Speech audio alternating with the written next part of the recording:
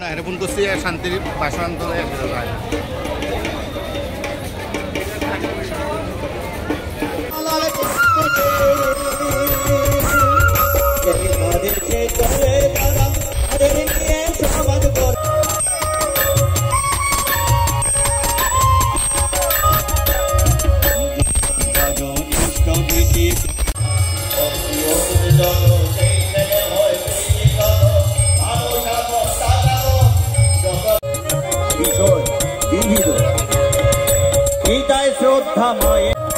শ্রদ্ধা মায়েটা সেই ছেলে হয়ে নিজে থাকে ধর্ম বলে জানিস তাকে অন্যে বাসায় নিজে থাকে ধর্ম বলে জানিস তাকে ধর্মে সবাই আদরে প্রেরিতে বর্তমান অন্ধতম হয়ে প্রয়াস পিতায় শ্রদ্ধা মায়েটা ছেলে হয়ে শ্রদ্ধা মায়েটা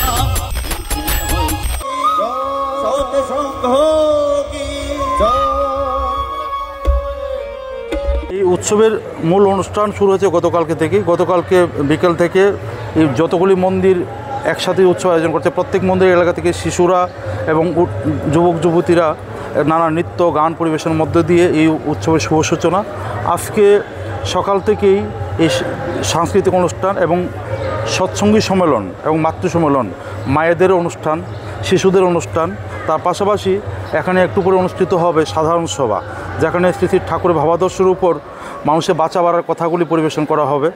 মানুষ কীভাবে ভালো থাকে, সুস্থ থাকে, আনন্দে থাকে, সেই ব্যাপারে আমাদের ইষ্ট প্রসঙ্গ।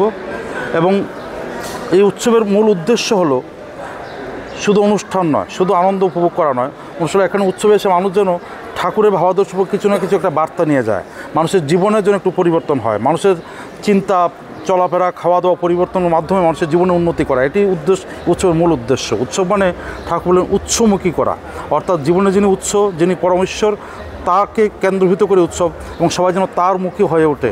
উৎসবের আলটিমেট উদ্দেশ্য এটাই। আজকে শ্রী শ্রী ঠাকুর অনুকূলচন্দ্রের 138তম শুভ জন্মবার্ষিকী উপলক্ষে হাঁপানিয়া মেলা প্রাঙ্গণে এই অত্র এলাকার বেশ কয়েকটা মন্দির মিলে, শেখেরকোট, হাঁপানিয়া, বিশালগড় কয়েকটা মন্দির মিলে এই উৎসবের আয়োজন। সৎসঙ্গে যিনি আচার্যদেব, তিনি দয়া করে উৎসবের নামকরণ করেছেন ধৃতিব্যঞ্জনা উৎসব।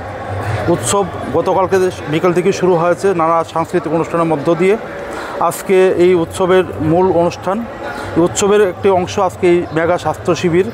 সারা ত্রিপুরা বিভিন্ন বিশেষজ্ঞ ডাক্তাররা এই স্বাস্থ্য শিবিরে অংশগ্রহণ করেছেন এবং সারা ত্রিপুরা বিভিন্ন প্রত্যন্ত এলাকা থেকে বহু রুগীরা, প্রায় 450 থেকে 500 রুগী এখানে বিনামূল্যে চিকিৎসা, বিনামূল্যে ওষুধ, বিভিন্ন রক্ত পরীক্ষা, ইসিজি পরীক্ষার ব্যবস্থা করা হয়েছে, সমস্ত সুযোগ সুবিধা গ্রহণ করেছেন।